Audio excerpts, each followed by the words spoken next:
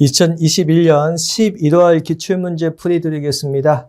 12월 달치가 이 전회차에 있을 건데요. 그거 먼저 보시고 그 다음에 순서대로 보십니다.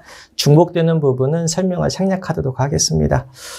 81번 3일이 생산하는 제품에 대한 원가 자료이다. 밑에 봐보시면 단위당 기초원가하고 단위당 가공원가 물어보고 있습니다. 기초원가가 뭐고 가공원가가 뭔지는 설명드렸습니다. 직접 재료원가하고 직접 노무원가 더한 것이 기초원가 더해보면 45,500원이 될 것이고요. 가공원가는 제조간접원가하고 직접 노무원가 더하면 되는데 거기에 총 고정 제조간접원가를 총액으로 줬습니다. 112만 5천 원. 얘를 생산량으로 나눠보면은 단위당 11,250원이 될 것이고 그러면 13,500원, 84,500원, 11,250원 더해보면 109,250원이 나옵니다.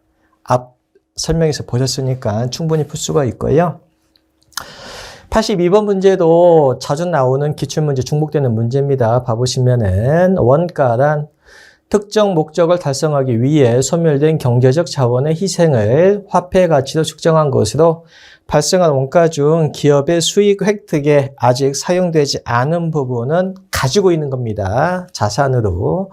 수익 획득에 사용된 부분은 이제 나간 거예요. 비용으로 계산되며 수익 획득에 기여하지 못하고 소멸되는 부분은 손실로 계산이 됩니다. 그래서 자산, 비용, 손실의 개념, 기본적인 개념이니까 봐두시고 83번 제조원가 자료랍니다. 뭘 물어보고 있냐면 단기 제품 제조원가 물어보고 있습니다. 얘도 T계정 그리면 되는데요. 간단하게 봐보시면 재료 계정에서 기초에 5,000원 있고요. 기말에 7,000원 있답니다. 그러면 단기 매입액이 45,000원 되어 있대요. 45,000원. 그러면 여기가 5만 원이 될 것이고 그러면 여기는 43,000원이 될 것입니다. 그러면 제공품 계정에서는 여기가 10,000원이라는 얘기고요. 여기가 8,000원이라는 얘기고 얘를 가져옵니다. 43,000원 직접 재료비. 기초원가가 5만 원이라고 되어 있네요. 그러면 얘하고 직접 노무비가 기초원가니까 직접 재료비는 7,000원을 날 수가 있고 가공원가는 35,000원이랍니다. 얘하고 제조 간접비 더한 것이 35,000원이라는 얘기니까 28,000원 된다는 얘기입니다. 그래서 여기에서도 기초원가, 가공원가 알고 있느냐 그 얘기고 더해보면 88,000원이 된다는 얘기고요. 그러면 여기는 결국 8만 원이 될 것이고 단기 제품 제조원가 물어보고 있으니까 답이 8만 원으로 갑니다. 기본 문제입니다. 84번 다음 중 보조 부분과 제조 부분을 포함한 원가 배분의 절차에 대한 설명을 올바르지 않은 것은 1번 부문 공통원가의 배분은 공통적으로 발생한 공통원가를 회사의 각 부문에 배분하는 과정이다. 당연한 얘기고요. 2번 보조 부분 원가의 배분은 보조 부분에 집계되거나 보조 부문이 배부받는 공통원가를 제조 부분에 배분하는 과정이다. 보조에서 제조 부문으로. 3번 제조 간접 원가의 배분은 제조 부분에 집계된 원가를 제품 제조 원가와 판매 관리비로 배분하는 과정이다. 판매 관리비는 전혀 상관이 없죠. 뭘로 나누는 과정이에요? 기말 제품으로 배분하는 과정입니다. 그 다음에 4번 제품 원가 계산은 제품별로 집계된 제조 원가를 기초로 매출 원가와 재고자산가액을 산출하는 과정이다. 기본적인 개념입니다. 크게 의미 없고요. 85번 주의하십니다.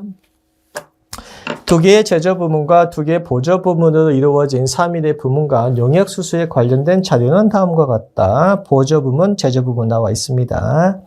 단계 배분법을 사용할 경우 시험 문제 보실 때 단계 배분법에다가 별표시 해두시고 제조 부분 C에 배부되는 보조 부분의 원가는 얼마인가? 단 보조 부분의 원가는 A 부분의 원가를 우선 배분한다. A 먼저 그 다음에 B로 이렇게 간다는 얘기인데요. 시험 문제를 보니까요. 단계 배분법만 시험 문제 나옵니다. 상호 배분법 안 나와요. 직접 배분법 잘 안 나와요. 단계 배분법만 할 수 있으면 될 것 같아요. 그래서 보조 부분을 A, B 여기다 적으시고 A에서 B로 가니까 A는 빼고 B 부분만 적습니다. 그 다음에 제조 부분은 C, D 여기다 적으시고 보조 부분 자체에서 발생한 발생 원가를 적으시는데 여기에다가 발생 원가를 적습니다. 여기에다가. 그 다음에 여기에다가는 배분할 원가를 적는데 A는 20만 원을 바로 배분할 거예요. 20만 원 일단 적으시고 여기는 일단 비워둡니다. 해놓고 용역 수수 관계를 봐보시면은 40%, 20%, 40% 이렇게 되어 있습니다. 여기가 40%, 20%, 40%. 처음에 배분할 때는 다 더해보면 100%예요. 그러면 그냥 곱해주면 됩니다. 여기가 8만 원, 여기가 4만 원, 여기도 8만 원 이렇게 적어 놓으시고 A 것은 다 나눠줬고요. 그 다음에 이제 B에 대해서는 이 부분요. 원래 발생한 30만 원하고 A에서 배부받은 8만 원하고 더해가지고 여기다가 적습니다. 38만 원을 배분할 거야. 이런 식으로. 그 다음에 A는 빠지고 C하고 D만 가지고 배분을 합니다. 여기가 50%고 여기가 30% 납니다. 그러면 합해보면 100이 아니고 80%예요. 그러면 이 38만 원을 C에 배부되는 것은 8분의 5만큼만 배부를 하고 여기에는 8분의 3만큼 배분하면 됩니다. 그래서 여기가 23만 7천 원이 나온대요. 여기가 23만 7,500원이 나오고 아까 4만 원 배부해 놓은 곳이 있으니까 더해보면 27만 7,500원이 나옵니다. 단계배분법 어떤 것이 우선인지 봐두고요. 나중에 배분받는 보조 부분을 여기다 적으시고 발생 원가 여기다 적으시고요. 먼저 배분하는 거에 대해서는 배분한 원가, 발생 원가 그대로 적으신 다음에 일단 비워놓고 다 배부합니다. 이때는 100%예요. 그냥 곱하면 되고 B가 배부받은 거 얘를 자체 발생 원가하고 더해가지고 C와 D도 나눠주는데 이때는 합해보면 100이 안 돼요. A가 빠졌으니까. 그러면 전체가 100이 안 돼. 표시해 두고 그러면 전체분의 배부받는 부분 8분의 5 해서 배부한다는 거. 이 형식 잘 봐두십니다.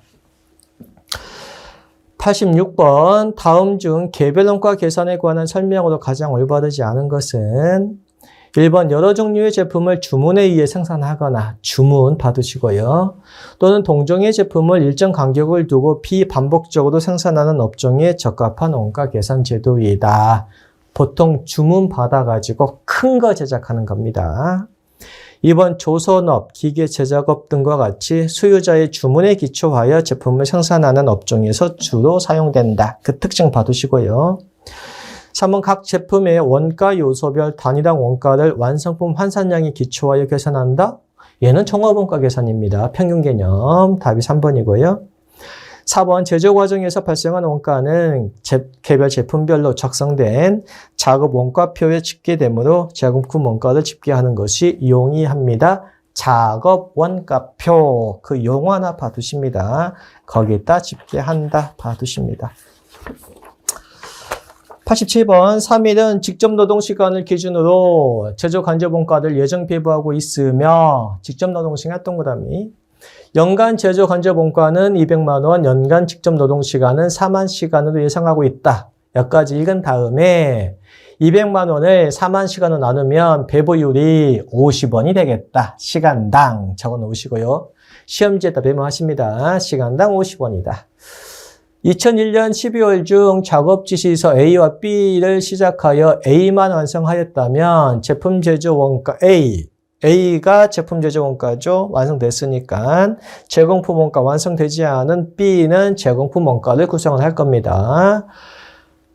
단 월초에 제공품은 없다고 가정을 하니까요. A 먼저 봐보시면 직접 재료 원가 줬고 직접 노무 원가 줬으니까 제조 간접 원가만 구하면 되는데 시간당 아까 50원이라고 적어놨습니다. 그러면 2400시간에 대해서 50원을 곱하면 12만 원 나옵니다. 그러면 3대 다 나왔죠. 다 더해보면 33만 원. 얘가 제품 제조 원가. B가 제공품 원가가 될 건데요. 똑같아요. 9만 원 더하기 3만 원 더하기 1600시간에 대해서 아까 50원, 시간당 50원 해보면 8만 원 나옵니다. 3개 더해보면 20만 원 나옵니다. 이 문제는 문제 읽으면서 시간당 50원 제조건조 원가도 배부하겠다. 이것만 알면 됩니다. 간단한 문제고요. 88번 3일의 원가 자료. 원재료는 공정 초기에 전량 투입되고 가공 원가는 공정 전반에 걸쳐 균등하게 투입된답니다.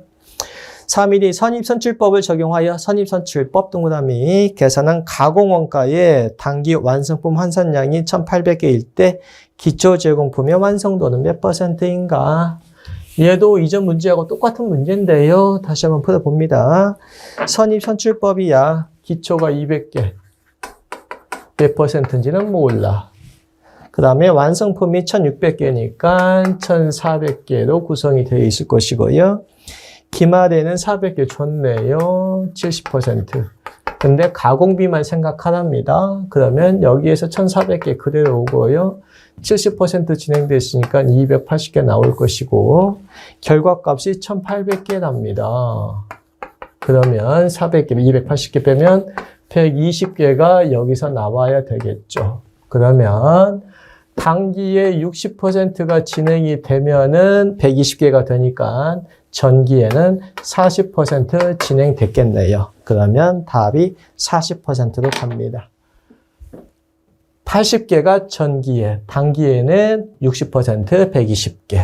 이 부분 봐두시고요. 간단한 문제입니다. 89번 3일은 선입선출법을 이용한 종합원가 계산 제도를 채택하고 있답니다. 선입선출법. 원재료는 공정 초기에 모두 투입되고 가공원가는 공정 전반에 걸쳐 균등하게 발생하고 물량 흐름 및 원가 관련 자료는 정보는 다음과 같을 때 완성품 원가는 얼마인가? 전체를 다 물어보고 있네요. 그러면 전체를 한번 봐보십니다. 봐보시면 기초가 2000개인데 얘는 50%가 진행이 됐대요. 그 다음에 기초가 2000개에 단기 투입이 3만 개, 기말 제공품이 4000개. 아, 그러면 완성품이 몇 개인지를 안 주고 있네요. 그러면 2000개에다가 투입 32,000개가 들어가서 4000개가 지금 기말로 남아있으니까 완성된 것은 28,000개입니다. 그러면 여기가 28,000개니까 단기 투입된 부분, 이 부분은 26,000개가 되겠고요. 이건 계산을 해내야 됩니다. 28,000개를 기초하고 구분을 하세요. 기말은 4,000개. 근데 기말에 대해서 25% 진행됐답니다. 얘가 직접 재료비, 그 다음에 가공비 될 것이고요. 완성품 환산량을 생각을 해보면 얘는 1000개 투입이 됐고 얘는 26,000개, 얘는 4,000개 이번에 다 투입됐고 그러면 완성품 환산량이 3만 개가 될 것이고요. 가공원가는 단기에 1000개, 26,000개, 그 다음에 25%니까 1000개. 그러면 완성품 환산량은 28,000개가 됩니다. 그 다음에 선입선출법이기 때문에 기초 제공품의 원가는 원성품에 다 넣을 거예요. 여기에선 생각하지 말고 단기 투입 부분만 여기다 적습니다. 단기 투입된 재료 원가가 12만 원, 그 다음에 단기 투입 가공 원가가 28만 원.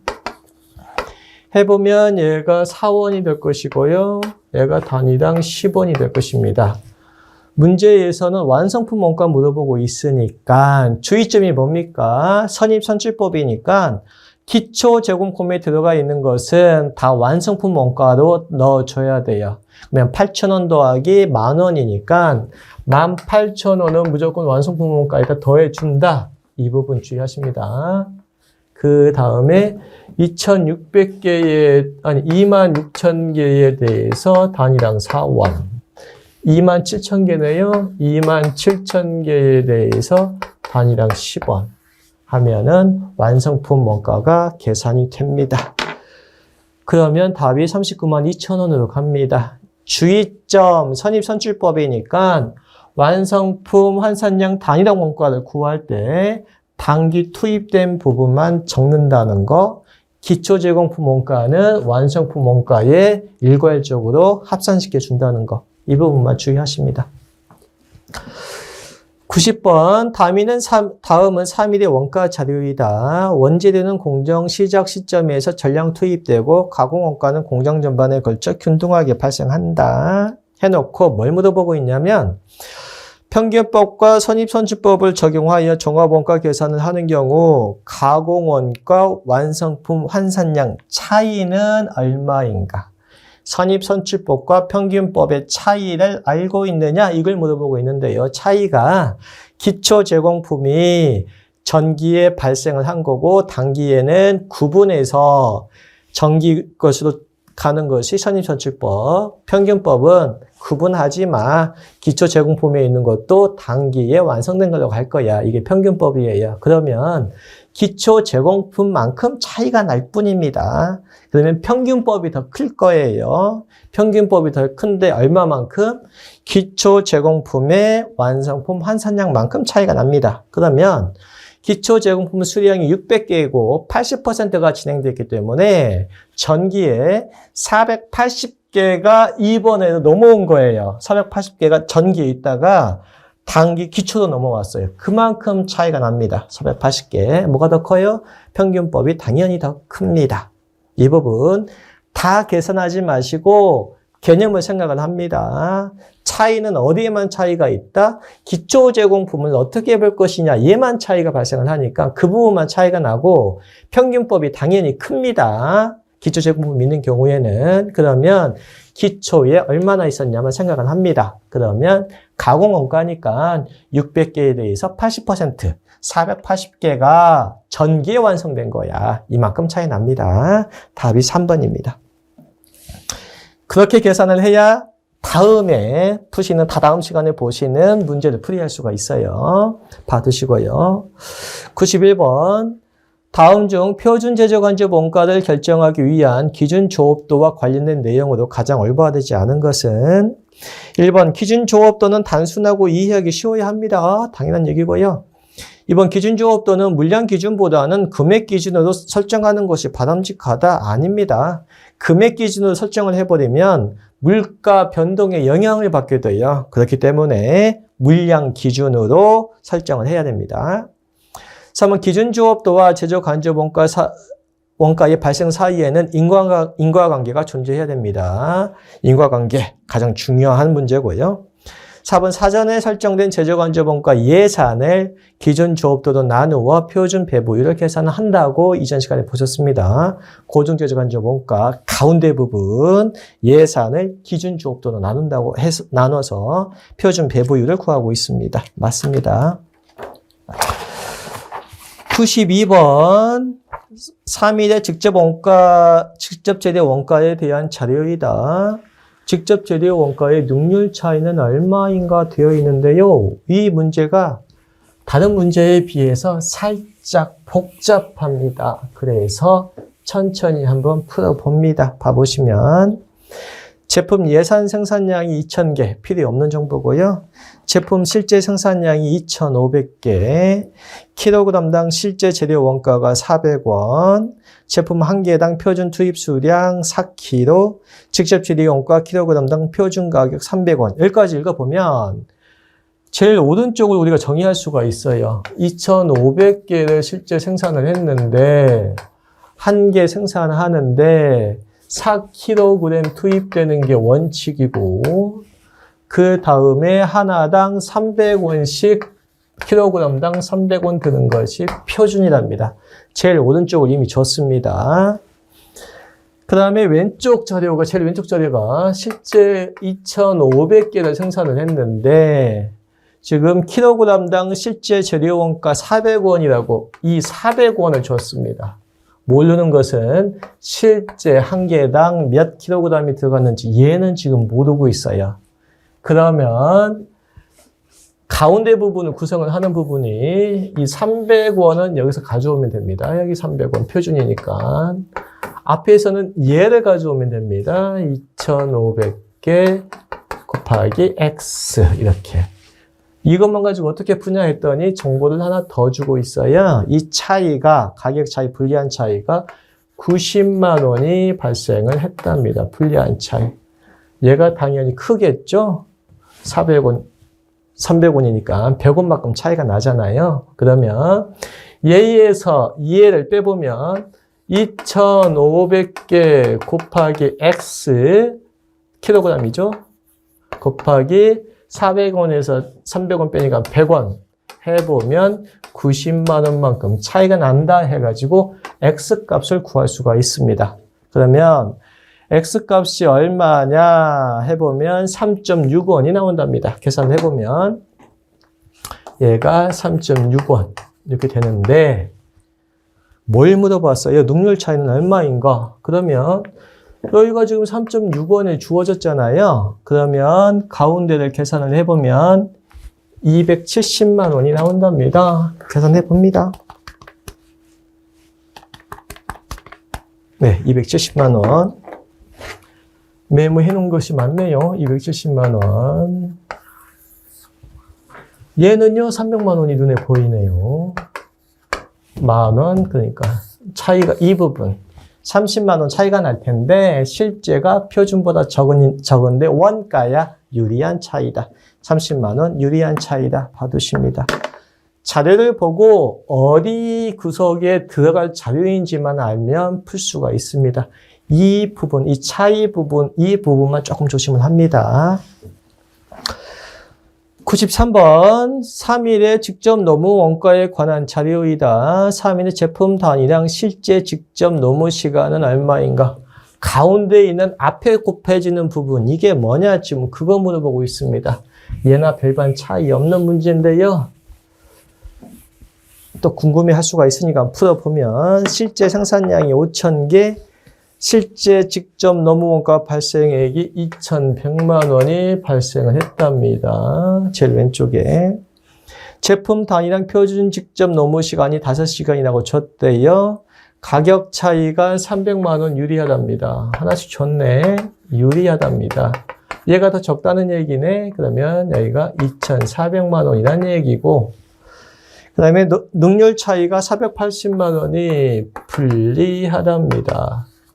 불리하대. 그러면 얘가 더 많이 발생했다는 얘기네. 1920만 원이네요. 1920만 원 되어 있는데 봐보시면은 실제 생산량이 5,000개인데 여기 허용된 것이 디귿번 제품 단위당 표준 직접 노무 시간 5시간을 줬네요. 5시간.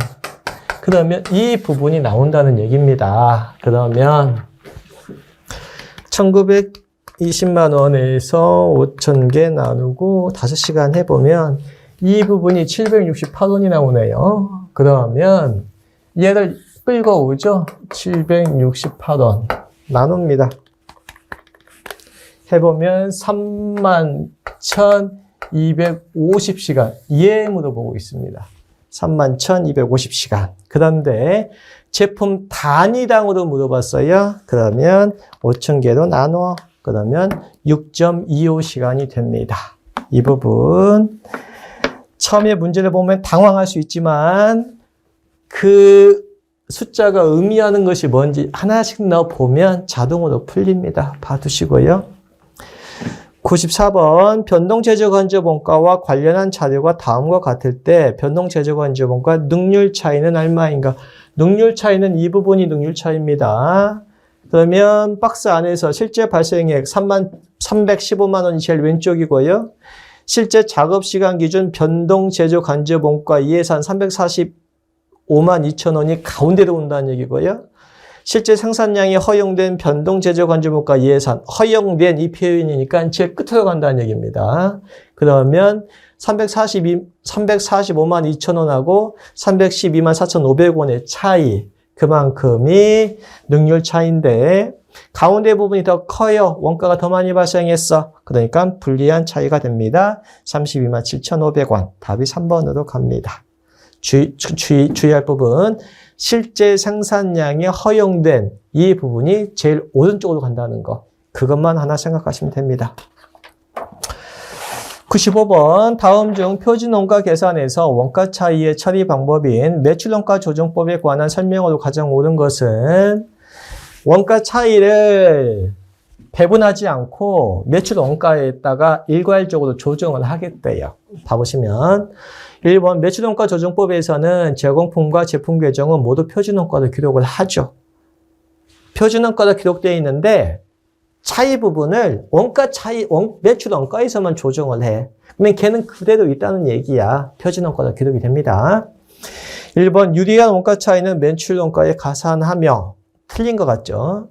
유리한 원가 차이라는 얘기는 원가가 덜 발생했다는 얘기야. 그러면 매출 원가도 똑같은 원가니까 낮춰줘야 된다는 얘기야. 가산하는 것이 아니고 차감하는 겁니다. 다시 불리한 원가 차이는 실제 더 많이 발생했다는 거야. 원가를 높여줘야 돼. 매출 원가도 원가야. 그러면 매출 원가에 차감하는 것이 아니고 가산하는 겁니다. 봐두시고요. 3번 매출 원가 조정법은 원가 차이를 매출 원가와 재고자산의 가감하여 차이를 조정하는 방법이 아니라고요. 매출 원가에서만 조정을 한다고요. 4번 매출 원가 조정법을 사용하면 비례배분법을 사용하는 경우보다 단기 순이익이 크게 나타난다. 그건 알 수가 없어요. 유리한 차이일 수도 있고 불리한 차이가 발생할 수도 있으니까 그건 알 수가 없습니다. 96번 다음 중 변동원가 계산과 전부원가 계산의 차이에 관한 설명으로 가장 옳은 것은 이것도 이전 시간에 봤던 12월 문제하고 거의 비슷합니다. 1번 고정 판매비와 관리비 또한 고정 제조관리원가와 마찬가지로 변동원가 계산과 전부원가 계산 간의 처리 방법이 상이하다? 아닙니다. 판관비는 똑같아요. 고정 제조관리원가에서만 차이가 발생을 합니다. 2번 변동원가 계산은 표준원가를 사용할 수 있으나 전부원가 계산은 표준원가 사용할 수 없다. 아니죠. 둘 다 사용할 수 있다고 했어요. 표준원가는. 3번 변동원가 계산은 고정 제조관리원가를 제품원가로 인식을 하고 아니죠. 기간원가도 처리를 합니다. 비용 처리합니다. 전부원가 계산은 고정원가와 고정 제조관리원가를 기간원가로 인식한다? 아닙니다. 얘는 제품원가로 처리를 합니다. 설명이 바뀌어져 있습니다. 4번 기초재고 자산이 없고 단기 생산량과 판매량이 동일하다면 기말 제공품도 없다는 얘기네요. 기초재고도 없어요. 기말도 없어요. 그러면 순이익은 같다고 이전 시간에 보셨습니다. 답이 4번이고요. 97번 전부원가 계산은 원가 부착 개념이고요. 그 다음에 변동원가 계산은 원가 회피 개념이라고 이미 설명을 드렸습니다. 충분히 설명드렸으니까 봐놓으시면 될 것 같고요. 98번 변동원가 계산에 의한 공원이익 손익계산서 작성 자료가 아래와 같을 경우 공원이익은 얼마인가? 이전 시간에 제가 뭐라고 했어요? 매출액에서 판매비와 관리비까지 포함한 변동원가를 다 빼면은 공원이익이라고 했습니다. 판매 수량은 4,500개인데 여기에 대해서 판매 가격이 3,500원이라고 했어요. 공원이익 물어봤으니까 4,500개에 대해서 변동제조원가 2,300원 얘는 당연히 빠지는 거고 여기에다가 판매비와 관리비 중에서 변동비 300원까지 차감을 하면 얘가 공원이익이 됩니다. 그래서 405만 원이 됩니다. 답이 2번입니다. 고정비용까지 다 빼면 영업이익이고 여기까지는 공원이익 물어보고 있습니다. 그래서 구분하자고 했어요. 이전 시간에. 99번이 약간 또 복잡할 수 있어요. 3일에 초변동 원가 계산에 의한 영업이익이 500만 원이라고 할 때 아래의 자리를 이용하여 변동 원가 계산에 의한 영업이익을 구하면 얼마인가? 단 기초와 기말 제공품 제거는 존재하지 않는다. 초변동 원가는 직접 재료 원가만 원가성을 인정을 하고 나머지는 다 비용 처리한다고 했습니다. 이게 초변동 원가 계산 제도이고요. 봐보시면 우리 변말 초전 기억하십니까? 변말 초전 변동 원가 계산에 의한 영업이익에서 기말은 더하고 기초는 빼면 전부 원가 계산에 의한 영업이익이 나온다. 얘가 변말 초전이었는데 얘를 살짝 변동을 시킵니다. 그러면 얘가 초변동원가로 가고요. 나머지는 똑같고 얘가 변동원가로 갑니다. 그러면 살짝 변형을 시킬 수가 있어요. 변형을 해가지고 이 문제를 푸는데 차이점만 생각을 합니다. 초변동원가하고 변동원가 차이점이 어디에서 발생한다는 얘기입니까? 직접 지대 원가에서는 발생하지 않아요. 똑같이 제품 원가로 보니까 어디에서 차이가 나요? 직접 노무 원가, 변동 제조 간접 원가 여기에서만 차이가 납니다. 거기에서 봐보시면 기초가 3,000개, 기말이 2,000개, 그다음에 제품 단위랑 고정 제조 간접 원가 500원 되어 있는데요. 얘는 차이가 나지 않아요. 둘 다 비용 처리하기 때문에 여기에선 생각할 필요가 없습니다. 차이 부분이 아니니까. 차이 나는 부분은 제품 단위랑 변동 제조 간접 원가 이 부분하고 직접 노무 원가 얘만 차이가 납니다. 그러면 600원씩 차이가 난다는 얘기예요. 그러면 기말에 지금 2,000개 있고요. 기초에 3,000개 있었대요. 그러면 600원씩 차이가 난다는 얘기예요. 이렇게. 여기가 플러스, 여기가 마이너스 해보면 1,000개에 대해서 600개니까 60만 원만큼 마이너스가 된다는 얘기입니다. 그러면 500만 원에 대해서 60만 원 빼보면 440만 원이 된다는 거. 이 부분 다시 초변동 원가는 직접 재료 원가만 제품의 원가로 인식을 해요. 그러면 변동 제조 간접 원가하고 직접 노무 원가는 기간 비용 처리한다는 얘기입니다. 그리고 나서 이 문제 풀 때는 이거 다시 한번 생각하시고 그 다음에 문제에서 차이 나는 부분만 조정을 하기 때문에 고정 제조 간접 원가는 둘 다 똑같이 비용 처리하니까 차이가 나지 않아. 차이 나는 부분은 직접 노무 원가하고 변동 제조 간접 원가야 두 개만 가지고 차이 조정을 하는 겁니다. 기본 상식은 변말 초전으로 해결하시면 됩니다. 그 다음에 이제 100번 문제도 좀 어려운 문제인데요. 이번 문제가 조금 어려웠던 것 같아요. 3일의 6월 중 영업자료는 아래와 같다. 전부 원가 계산에 의한 영업이익이 변동 원가 계산에 의한 영업이익보다 31,000원 더 크다면 6월 발생한 고정제조 간접 원가는 얼마인가? 재고자산은 평균법으로 평가한다. 그러면 아까 써놨던 이것을 활용을 합니다. 이제 가장 기본적인 문제가 나왔어요. 봐보시면은 변말 초전. 일단 시험 문제 보실 때 이걸 적어 놓습니다. 흐름을 한번 봐보시면 T계정을 한번 그려볼게요. 기초가 500개랍니다. 단위당 50원. 생산이 2,000개랍니다. 그러면 2,500개 생산을 2,500개였는데 판매량이 1,800개랍니다. 그러면 기말에 700개가 남아 있겠네요. 그리고 나서 차이 나는 부분이 어디라는 얘기예요? 여기다 넣어가지고 전부 원가 계산에 의한 영업이익이 변동 원가 계산에 의한 영업이익보다 31,000원 더 크다고 했으니까 얘가 0이라면 얘는 31,000원이다. 가장 간단한 모형으로 금액을 적습니다. 그러면 더 크죠. 그런데 지금 기초 부분 여기 나와 있죠. 기초 부분 500개에 대해서는 거기 단위당 원가를 줬습니다. 50원을 줬어요. 이 부분이 마이너스가 될 것이고 필요한 부분인데 기말에는 700개가 남아 있는데 여기에 대해서는 고정제조 간접 원가가 단위당 고정제조 간접 원가가 얼마인지는 모르겠대요. 그러면 여기 금액이 얼마가 나와야 되냐면 31,000원에 25,000원이니까 56,000원. 계산이 안 돼. 56,000원. 네, 56,000원. 맞죠? 25,000원에 56,000원이 나온대요. 그러면 X가 얼마나 나오냐면 80원이 나옵니다. 80원. 그럼 이제 보세요. 여기까지는 쉽게 구할 수가 있어요. 여기까지. 그러면 이제 여기 보세요. 이 T 계정에다가 여기다가 원가를 적어 넣습니다. 그러면 500개에 대해서 50원이니까 여기가 25,000원이라고 아까 보셨어요. 그 다음에 700개에 대해서 80원이니까 여기가 56,000원이라는 것을 봤습니다. 그 다음에 얘요.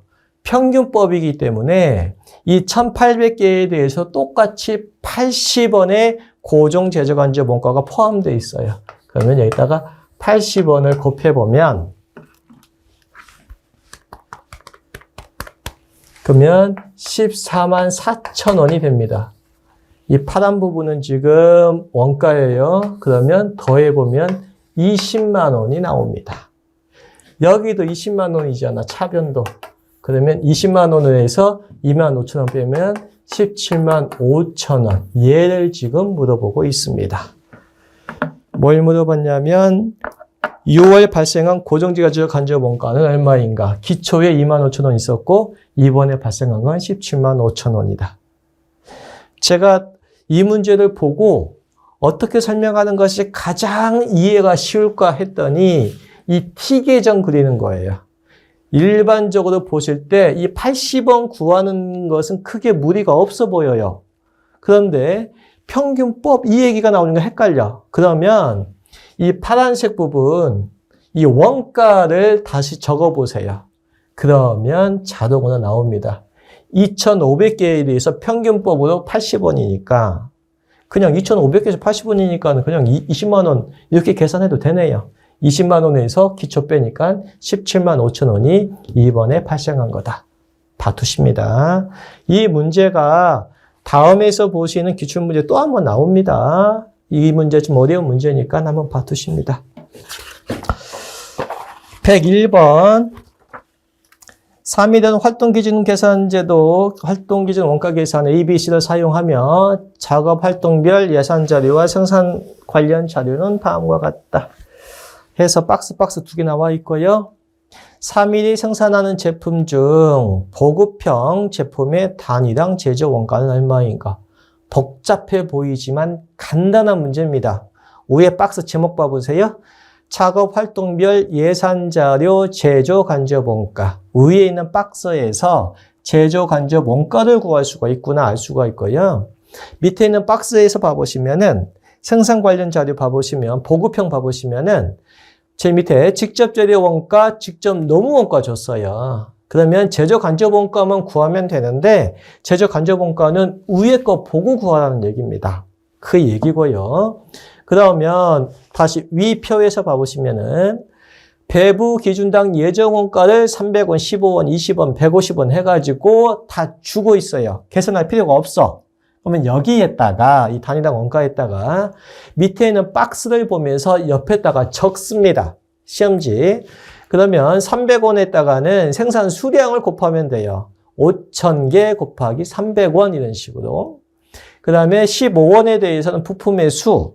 보급형 같은 경우에 부품의 수가 9만 개랍니다. 곱하기 9만 개. 밑에 20원에 대해서 부품의 수 9만 개.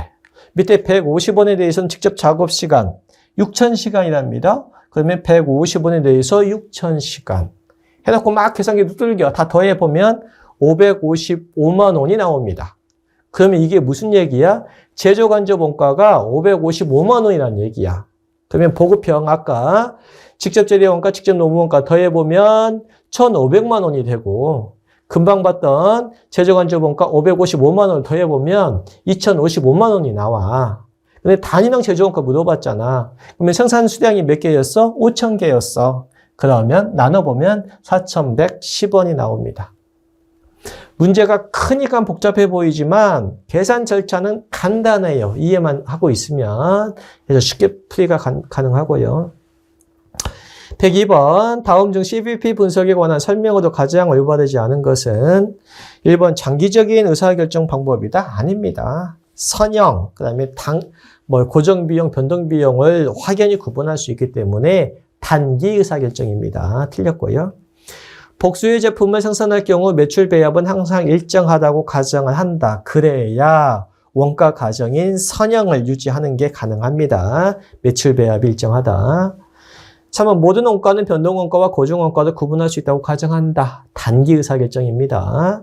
4번 화폐 시간같이 고려하지 않습니다. 단기니까. 103번 3일은 회계 프로그램을 판매하는 회사로 단위당 판매 가격은 40원이며 단위당 변동 원가는 30원이다. 여기까지 읽으면 뭘 생각해야 돼요? 단위당 공원이익이 얼마다 그것을 시험지에다가 적습니다. 단위당 10원이다. 공원이익이. 단위당 공원이익. 공원이익률은 몇 %예요? 40원분의 10원이니까 25%다 알 수가 있죠. 그 다음에 연간 고정원가는 3만원, 그 다음에 단기에 만원의 이익을 목표로 하고 있대요. 가장 올바르지 않은 것. 1번 공원이익률은 25%다. 2번 단위당 공원이익은 10원이다. 3번 목표 이익을 달성하려면 15만원을 매출을 하여야 한다. 매출액 물어보고 있습니다. 고정원가 3만원을 공원이익률로 나누면 됩니다. 25%로 나눠 4배 하라는 얘기네. 12만원. 그렇죠. 아? 맞죠? 12만원이죠? 나누기 점이요. 네, 12만원. 그래서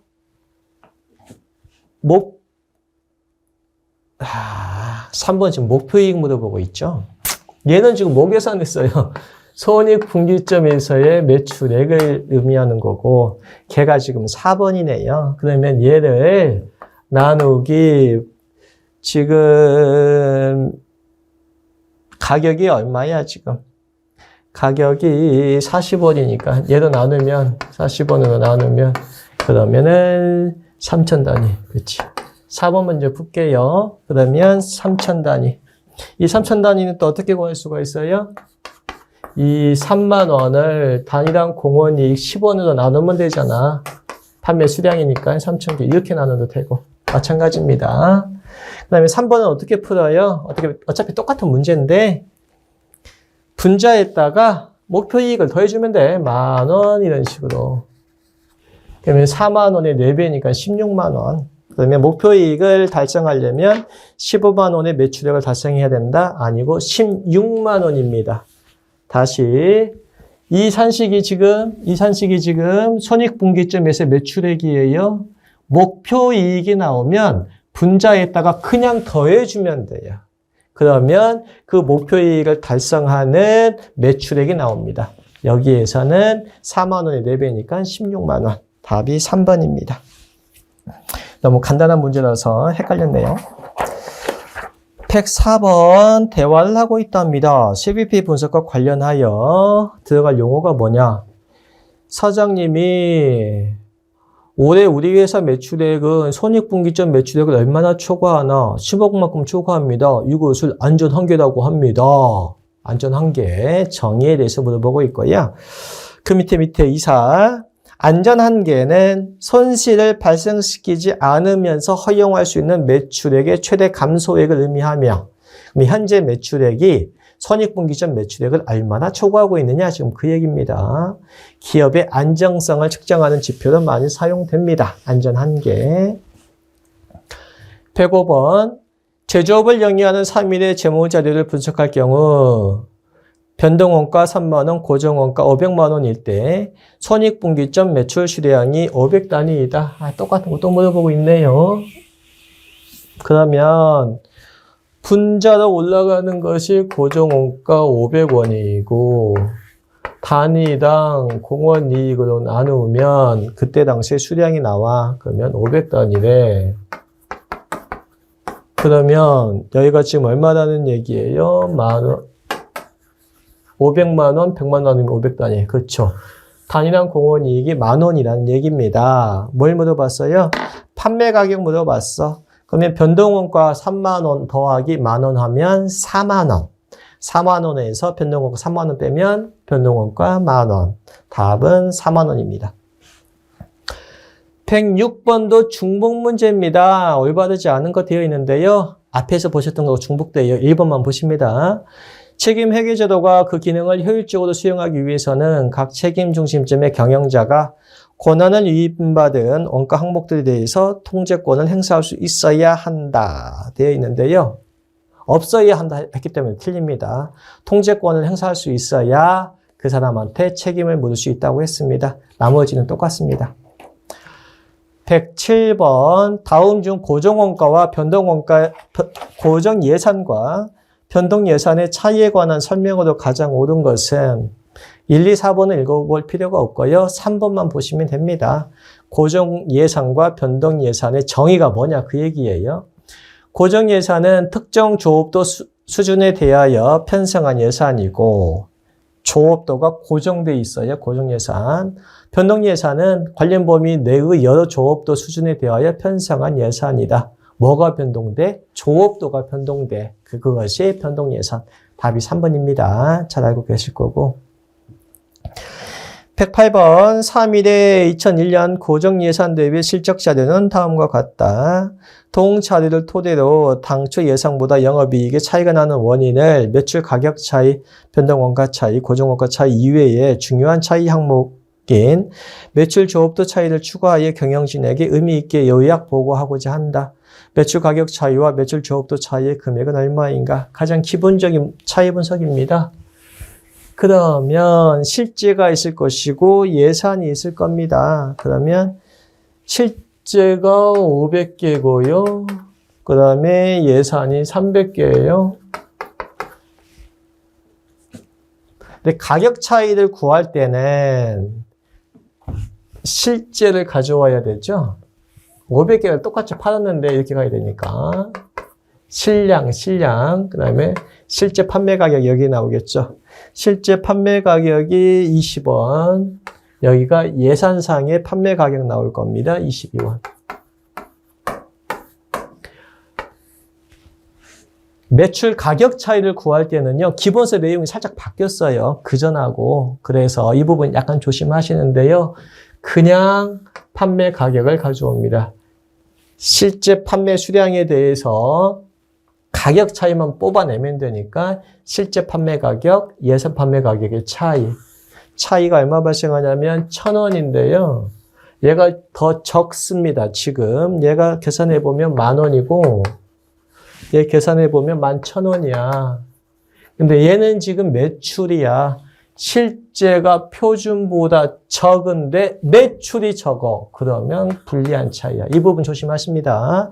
매출이 적으니까 불리한 차이, 매출 가격 차이, 1,000원이 불리하다. 그 다음에 매출 조업도 차이입니다.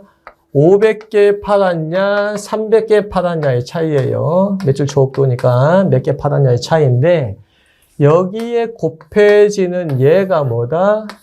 예산서상의 공원이익을 가져오는 겁니다. 이거 보실 때 실적 부분 보지 마시고 고정 예산에서 단위당 공원이익을 가져옵니다. 22원에서 10원 빼면 12원 나오는데 12원을 친절하게 주고 있어요. 12원 이렇게. 그러면 계산해보면 얘가 6,000원 나오고 얘가 3,600원 나오는데요. 차이가 2,400원의 차이인데 실제 표준인데 실제가 더 큰데 매출이야. 아, 그러면 좋은 거야. 유리한 차이. 그래서 2,400원이 유리한 차이다 해서 봐두십니다. 주의하실 거 이 부분. 가격 차이 구할 때는 실제에 대해서 실제 가격, 그 다음에 예산 가격 가져온다는 거. 조업도 차이 할 때는 얘가 차이가 나죠. 뒤에 오는 것은 예산상의 공원이익을 가져온다는 거. 이 부분 조심하십니다. 109번 투자 수익률에 대한 설명으로 가장 올바르지 않은 것은 1번 투자 규모가 다른 투자 중심점을 상호 비교하기가 용이하다 했는데요. 투자 수익률은 퍼센티지로 나와요. 몇 퍼센트. 그렇기 때문에 비교가 용이합니다. 2번 사업부의 이익뿐만 아니라 투자이익도 함께 고려하는 성과평가 기준이다. 영업자산분의 영업이익 이렇게 구하잖아요. 영업자산을 생각을 하는 겁니다. 그 다음에 3번 매출액 이익률과 자산 회전율로 구분하여 분석이 가능하다. 설명이 살짝 필요합니다. 투자 수익률 ROI는 어떻게 구하냐면 영업자산분의 영업이익이야. 이게 기본 개념인데요. 매출액으로 나눴다가 다시 한번 매출액을 곱해줍니다. 위에는 영업이익 똑같고 분모로 갔던 매출액을 분자로 같이 가져요. 영업자산 가져오고 영업자산 같은 사식입니다. 통분해버리면 되니까 얘가 영업이익률이죠. 매출액이 되는 거니까 얘가 자산이 몇 바퀴 굴러가지고 매출액 발생했느냐? 자산 회전율. 그러면 영업이익률 곱하기 자산 회전율 구분해서 분석이 가능하다. 맞습니다. 4번 회사 전체의 최저 필수 수익률을 상회하는 투자안이 개별 투자 중심점의 투자 수익률보다 낮기 때문에 투자가 포기되는 준최적화 현상이 발생하지 않는다. 다시 읽어보세요. 회사 전체의 최저 필수 수익률을 상회하는 투자안은 투자를 해야 돼. 그런데 개별 투자 중심점의 투자 수익률보다 낮으면 투자를 안 하는 결정을 한다는 얘기예요. 그러면 회사 전체의 이익과 거꾸로 간다는 얘기입니다. 걔 보고 준최적화 현상이 발생한다 이런 표현을 하고 투자 수익률의 가장 큰 단점입니다. 답이 4번. 110번, 111번 나와 있고요. 110번 봐보시면 가중평균 자본비용을 계산하면 얼마인가 되어 있습니다. 박스에서 봐보시면 가중평균 자본비용 이자가 12% 그러면 법인세가 있겠네요. 법인세율이 20%랍니다. 그러면 1-0.2 해야 돼요. 타인자본 이자에 대해서는. 그리고 비중을 생각해야 됩니다. 부채가 1억 5천, 자기 자본이 3억 5천이니까 투하 자본이 5억이라는 얘기야. 그러면 부채가 차지하는 비율은 30%. 그러면 여기 30% 더하기 자기 자본이 지금 15%래요. 얘는 이 짓 하지 않아. 얘는 70%야. 해보면은 몇 퍼센트 나오냐면 13.38% 나옵니다. 그래서 답이 2번. 이 부분 조심하자고 했어요. 이 부분. 타인 자본, 이자에 대해서는 1- 법인세를 곱해야 된다는 거. 이걸 토대로 EVA 1을 계산하면 얼마냐? 우리 1억 원이 법인세 차감된 영업이익이니까 세후 순 영업이익을 구하려면 1억 원에 대해서 법인세 빼 8천만 원 나오고요. 여기에다가 아까 투하자본이 5억이라고 했네요. 여기에다가 13.38% 가중평균 자본비용 곱해줘. 그러면 차감을 해보면 1,310만 원 나옵니다. 답이 2번입니다. EVA 가장 기본적인 문제였습니다. 112번. 3위는 제품 A의 생산을 위하여 부품 X를 직접 생산하여 사용하고 있다. 3위는 부품 X 제조에 대한 원가 처리는 다음과 같이 되어 있고요. 3위는 현재 원가 절감을 위하여 부품 X의 외부 구매를 검토하고 있다.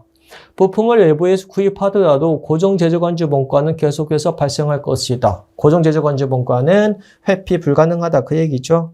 3일이 최대한 허용할 수 있는 부품의 단위당 구입 가격은 얼마인가? 그러면 변동제조원가만 구할 수 있으면 돼요. 건질 수 있으면 돼. 그러면 직접 제조원가가 500원, 단위당, 직접 노무원가가 100원, 변동제조관주본가가 200원. 고정제조관주본가는 신경 쓰지 마. 그러면 3개 더해보면 800원. 그러면 800원까지만 더 줄 수가 있습니다. 답이 2번으로 갑니다. 고정제조관주본가를 거느리고 있지 않기 때문에 굉장히 간단한 문제예요. 113번도 같은 문제입니다. 봐보시면 다음 중 부품을 자가 제조하고 있는 어떤 기업이 외부에서 부품을 구입하는 대안을 고려하고 있다고 가정할 경우 가장 부적절한 의사결정은 무엇인가? 단, 고정제조관주본가는 당해 부품 생산 설비 감가 삼각비만 존재한다고 가정한다. 113문제가 간단한 문제인데 말이 길어요. 말이 길어가지고 해석하기가 쉽지가 않아. 이런 경우에는 우리가 알고 있는 거 이걸로 가요. 수익, 비용 얘로 가요. 플러스 마이너스 하나씩 채워가면 쉬워요. 봐보시면 1번. 금액적인 중분수익과 중분원가 이외에 외부 공급처의 지속적인 확보 여부, 품질의 동질성 등 비재무적 요인도 고려해야 된다. 1번 원칙입니다. 2번. 유유 설비를 1년간 임대해주고 임대료를 받을 수 있는 경우에는 수익이 발생한다는 얘기죠. 임대료 하는 경우에는 변동제조관주본가 절감액과 외부에서 구입을 하면 마이너스 되는 비용이 변동제조간접원가야. 변동제조간접원가.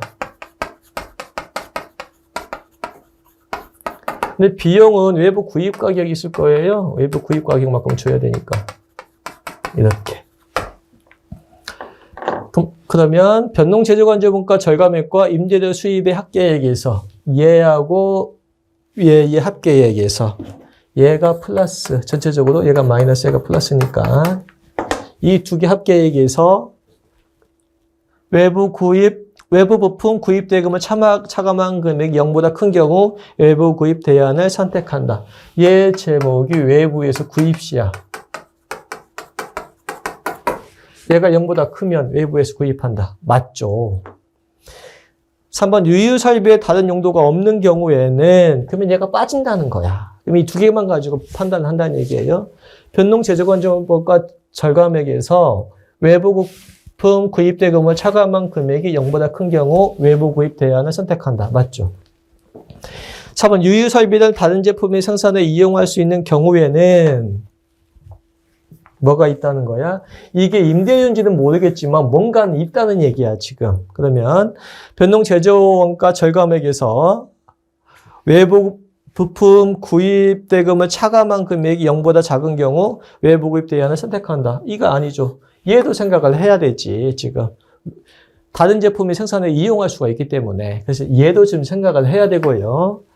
그래서 이 문제는 틀렸습니다. 얘에 대한 지금 판단이 안 들어가 있어요. 기회비용이 있는데 얘를 생각 안 하고 있습니다. 답이 4번입니다.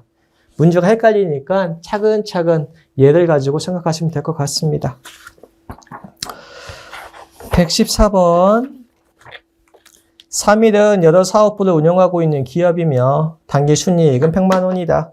여러 사업부 중에서 사업부 갑의 공원이익은 30만 원이고 사업부 갑에 대한 공통원가 배분은 20만 원이다.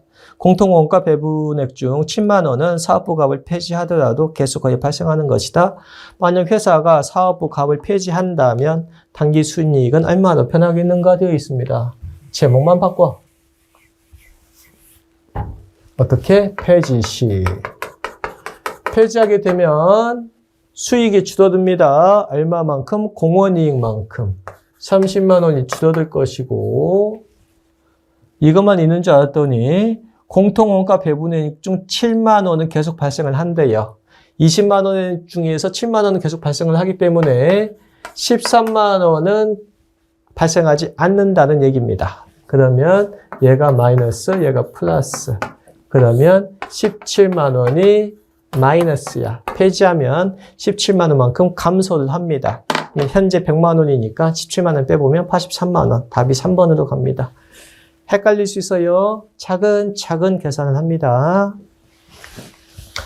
115번도 같은 문제 같아요. 선박 제조회사인 3일은 소형 모터를 자가 제조하고 있는데 소형 모터 10,000개를 자가 제조하는 경우 단위당 원가는 다음과 같다. 밑에 외부 회사에서 3일에 소형 모터 10,000개를 똑같은 거예요. 10,000개. 단위당 18원에 공급할 것을 제안했다. 똑같아요. 외부 구입 시. 그러면 10,000개에 대해서 18만 원, 단위당 18원에 공급을 해주겠대. 이만큼의 비용이 들어갈 겁니다. 3일이 외부 업체의 공급 제한을 수용하는 경우 소형모터 제작을 위하여 사용하던 특수기계는 다른 용도로 사용 및 처분이 불가능하며 변동이 없어요. 소형모터에 배부된 공통 제조간접원가의 40%를 절감할 수가 있답니다. 3일이 외부 업체 공급 제한을 수용한다면 자가 제조하는 것보다 얼마나 유리 또는 불리할 것인가. 그러면 이 10,000개에 대해서 줄어드는 비용이 있을 텐데 직접 재료원가 7원, 직접 노무원가 3원, 변동 제조 간접원가 2원, 이 12원 변동 제조원가는 줄어들 것이고 또한 특수기계는 변동이 없다고 했고요. 공통 제조 간접원가 배부액 5원, 10,000원에 한 개당 5원이니까 10,000개니까 5만 원을 지금 배부를 했는데 얘에 대해서 몇 퍼센트가 줄어든다고 했습니까? 40%가 감소할 거래. 이만큼 비용이 줄어들 거다. 지금 그 얘기입니다. 해보면 여기가 18만 원 나오고요. 여기가 14만 원이랍니다. 얘가 마이너스고 얘가 플러스야. 그러면 4만 원만큼 손해네. 그러면 4만 원만큼 불리합니다. 답이 3번으로 갑니다. 얘도 차근차근 가면 됩니다. 봐두시고요.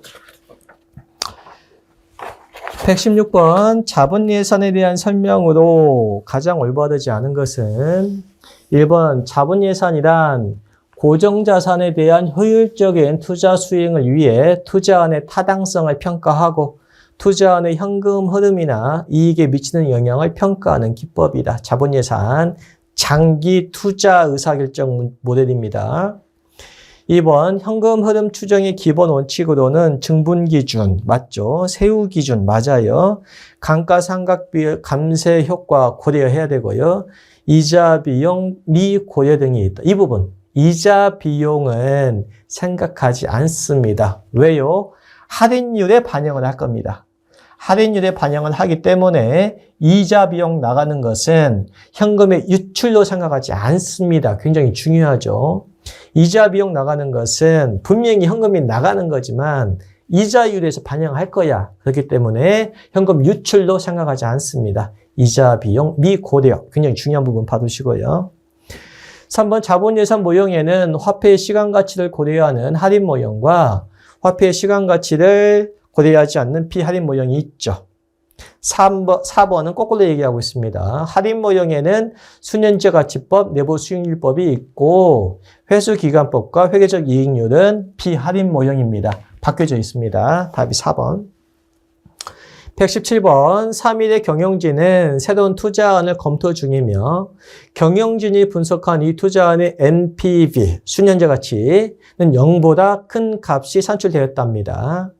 그러나 재무 담당자인 갑의 분석에 의하면 이 투자안은 경제성이 없는 것으로 판단했답니다.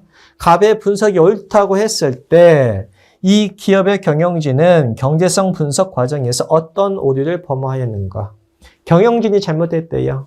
갑이 맞대. 그러면 경영진은 어떤 오류를 범했습니까? 과대평가 오류를 범했어요. NPV 값 너무 큰 걸로 생각을 했어요. 그 다음에 어떤 오류를 범했는지 이게 내용은 별로 어렵지 않은데 말이 헷갈려요. 어떻게 풀이하시냐면 경영진은 뭘 잘못했다? NPV를 과대평가하는 오류를 범했다고 생각합니다. 이제 1번. 자본 비용을 너무 높게 추정을 하면 NPV를 낮게 추정을 했기 때문에 과소평가 오류한 거예요. 과소평가 오류를 범했고요. 2번, 투자 종료 시점에 투자안의 처분 가치를 너무 낮게 추정을 했으면 NPV 값이 너무 작게 생각을 했어. 얘도 과소평가 오류고요. 3번, 현금 영업비용을 너무 낮게 추정하였다. 그러면 NPV를 너무 높게 평가했다는 거야. 과대평가 오류를 범했습니다. 답이 3번이고요. 4번 투자 시점에 투자사의 공제액을 현금 흐름에 포함시키지 않았어. 투자사의 공제액은 그만큼 현금 흐름이 커져야 되는데 그걸 생각을 못해서 NPV법이 더 작아지게 됐어. 과소평가 오류를 범했습니다. 그래서 1, 2, 4번이 과소평가 오류, 3번이 과대평가 오류, 답이 3번입니다. 내용은 복잡하지 않은데 약간 말이 살짝 헷갈려요. 과대평가 오류냐, 과세평가 오류냐 이걸로 생각을 합니다. 118번은 너무 쉬운 문제 넘어갑니다. 119번 다음 중 신제품 출시 초기에 높은 시장 점유율을 얻기 위한 가격 정책으로 초기 시장 진입 가격을 낮게 설정하는 가격 정책. 얘가 뭡니까? 박리담회. 싼 가격으로 엄청나게 많이 파는 박리담회. 얘 보고 유식한 말로 4번에 시장 침투 가격 이런 표현을 씁니다. 시장 침투 가격. 옆에다가 박리담회 생각해 놓으시고 1번의 약탈 가격은 뭐예요? 치킨 게임. 상대방이 죽을 때까지 내가 계속 가격을 낮춰. 상대방이 죽으면 그때 내가 올려. 독점했을 때. 3번 상층 흡수 가격은 명품. 처음에 높은 가격으로 들어가. 이게 뭐예요? 상층 흡수 가격 명품입니다. 받으시고. 120번 다음 중 균형성과표 BSC에 관한 설명으로 가장 올바르지 않은 것은 균형성과표는 계속 균형이다 이것만 생각하면 됩니다. 1번 균형성과표는 재무적인 성과지표를 중심으로 하는 전통적인 성과 측정 제도의 문제점을 보완할 수 있는 성과 측정 시스템으로 인식되고 있다. 새로운 평가 시스템이니까. 2번 균형성과표는 조직의 수익성을 최종적인 목표로 설정하기 때문에 여기까지 맞아요. 4가지 관점의 성과지표 중에서 학습과 성장 관점의 성과지표를 가장 중시한다? 아니죠. 최종적인 목표가 수익성이야. 그러면 재무적 관점입니다. 학습과 성장 관점이 아니고 재무적 관점. 2번이 틀렸고요. 3번 조직 구성원들이 조직의 전략을 이해하여 달성하도록 만들기 위해 균형성과표에서는 전략과 정렬된 핵심 성과지표를 설정을 한답니다. 당연한 얘기고요. 4번 전략 달성에 초점을 맞춘 조직을 구성하여 조직 구성원들이 전략을 달성하는 데 동참할 수 있도록 유도한다. 좋은 말이 써 있으면 다 맞아요. 맞습니다. 답이 2번입니다. 여기까지 해서 11월 분 기출문제 풀이를 마치도록 하겠습니다.